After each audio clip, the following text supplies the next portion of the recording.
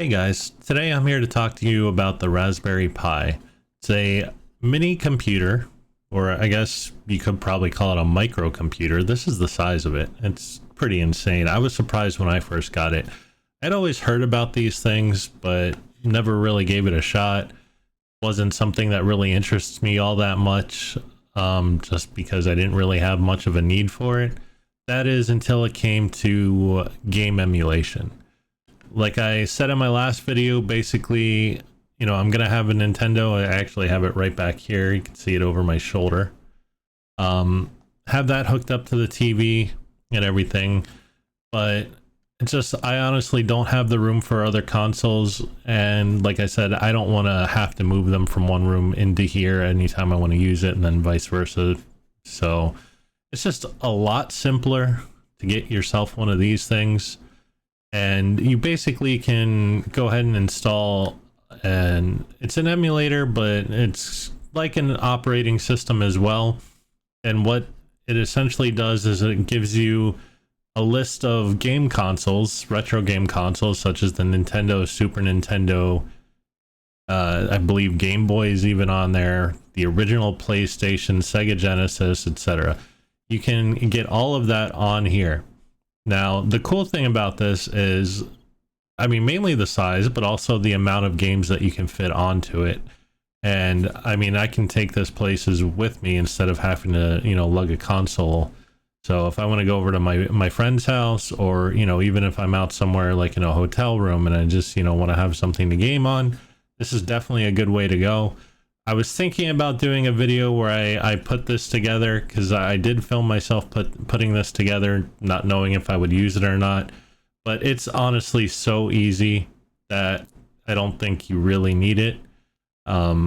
Instructions are pretty straightforward when you do get it and open up the box. I will show you. This is pretty cool though. I did add a little fan onto it. Raspberry Pi does sell the fans, and it's better for cooling and whatnot. So that was basically the extent of my installation, putting that on it. And that's just a couple of small, a pin here and a couple little, they're not even screws. You basically push them into the board and they clamp into it, holding it onto the processor. And I believe there's a GPU also that it'll hold on to, basically help keep it cool. So what I did want to say about this is, again, it's very handy as far as being able to just take your games on the go if you want to, take them somewhere. Like I said, they even have a small screen that they sell for this, a touch screen. So I believe the touch screen has attachment on the back of it where you can just attach the Pi to it directly. Without the case, of course, you would just end up taking the Pi, this piece, and attaching that to the back of the screen, and you basically can make it like a small tablet, your own personalized tablet. And they also have another, I think it's a 15.4 inch screen that you can essentially make it portable, so you can take this along with the screen and a couple controllers, and you basically have a mobile game system, which is, I thought, really cool. So I might get that in the future, possibly, just, to take places and, whatnot. I don't have a laptop. I don't really have need for a laptop, so it could be, something that I use in that respect as well on the road. But it's a really cool device. As far as game emulation goes, there's plenty of walkthroughs, tutorials, everything, any video that you can imagine that you need on this to get it all set up. Like I said, I was thinking about doing a build video and putting it together. It's just really simple. Setting up the emulators, it's pretty simple. There are some things that are a little difficult with it, because certain systems, such as the PlayStation, original PlayStation 1, you need to find files. Those files are essentially like a registered console. And when I say find, I basically mean, believe it's on your original console. I don't 100% know details on that. But I know there's plenty of tutorials. You can easily find those online if you need them. You know, set it up that way so you're able to game on this thing, even the original PlayStation. Depending on the operating system that you get, you can also do PlayStation 2 on this thing. It's definitely capable of that. I don't have that, however, just because I don't have a PlayStation 2 in the games, and kind of wanted to do it more legit and, you know, basically just do the systems that I do have, because that's technically the way that makes it legal. So like I have the Nintendo back there, and I do have my Nintendo games on here. As I said, you know, if I want to take it to a friend's house or something, I'm able to take those on the go without taking the entire console with me. So essentially, you have to think about that as far as the legality goes. When it comes to emulation, you have to own the system that you're playing along with the game that you're playing for that system. This just really saves you the emulation saves you the trouble of having to, like I said, have a ton of systems up here, have, you know, them readily available and whatnot. You can have your system somewhere like, you know, in another state, or, you know, in a storage locker or whatever. If you have this, you know, you can go ahead and throw them on there and, you know, just not have to be bothered with all of that. The only downside I have with this, and it's not even that big of a deal, it's just a little bit minor of annoyance, is if you look here, you'll see there's micro HDMI or mini HDMI. Those basically are a different version of HDMI, not the standard plug. So if you're hooking it up to your TV, you want to make sure that you get a mini HDMI to HDMI, or like I got, just to make it simple, I have a mini HDMI to HDMI adapter, and that basically I can just plug it into the HDMI cord that I already have there. It's not too big of a deal, but it's a little bit annoying that they didn't just make HDMI to HDMI. That's my only gripe with it. Everything else that I've attempted to use it for, whatnot, is very nice. They do also have, for anyone who might not know, that's the hard drive right there. It's basically just an SD card. But they do have an option if you want to, and, you know, get more reliable and faster speeds, is they call them hats. It basically would stack on top of the Pi inside of here, and you can put an SSD, I believe it's the M.2 ME, which, you know, it'll give you the faster speeds as far as loading and, you know, whatever you're using it for workload wise. But it also, it's more reliable. SD cards, they tend to die on you, you know, over time. They'll eventually, you know, just give out, and all of a sudden you lose all your data that's on it.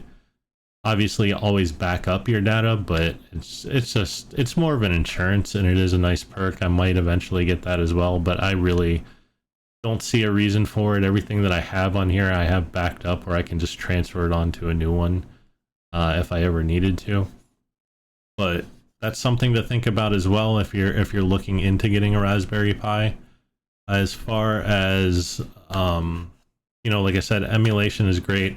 I do have another SD card that I put, I believe it was Ubuntu that I put on there, one of the Linux operating systems, and I was kind of playing around with it. It's kind of cool. It's obviously a little bit different from Windows and whatnot, but if you're using it just, you know, as a basic, you know, system, web browsing, email, you know, things like that, if you're not really familiar with Linux, it's really easy to figure out. That's another perk. I know there's probably people that are into Linux and whatnot that are going to say, oh, it's nothing like Windows, it's so much better, etc. But, you know, it's just, like I said, it's from someone who has no knowledge of it whatsoever, going from Windows to it, it's pretty easy to, you know, kind of pick up as far as doing the basics at least. I do understand that it's very detailed as far as being able to customize everything, and all the different things that you do with Linux is seems very nice. I haven't gotten into all of that yet. I just haven't really used it that much, other than when I put it on an SD card to set up and whatnot.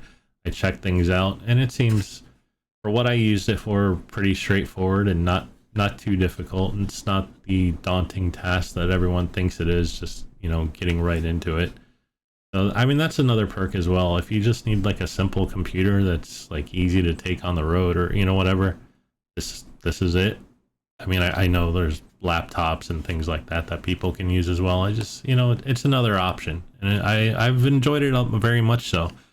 So one of the things I will do, just to make it a little bit easier for you, is I'm going to go ahead and link down in the description a video that I had used to help me set this up as far as the emulator and the ROMs and everything.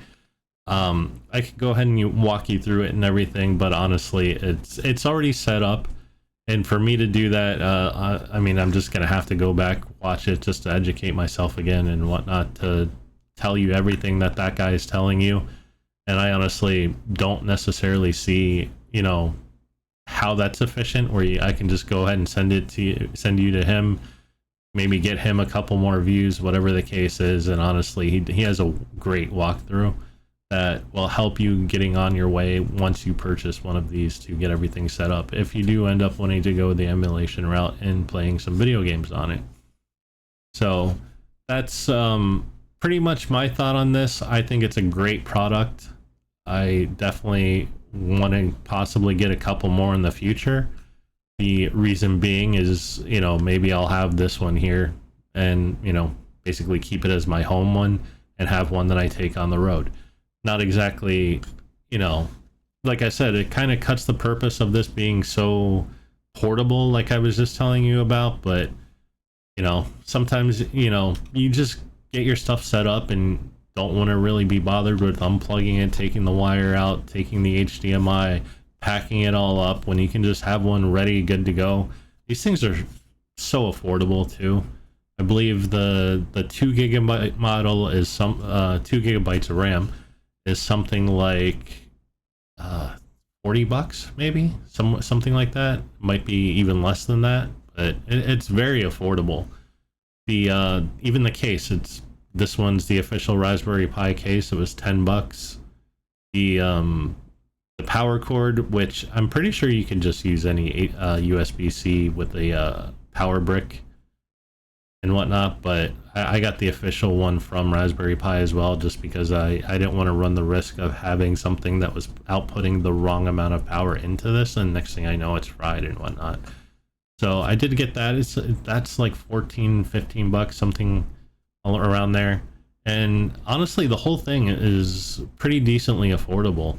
I think it's a good option, you know, just overall. So like I said, down in the description, I'll go ahead and link the video on how to get this set up for emulation. I think it's a great video, and, you know, want to go ahead and share it with others instead of stumbling around it myself and trying to explain everything that somebody else does better. But that's my thoughts on this. Great product.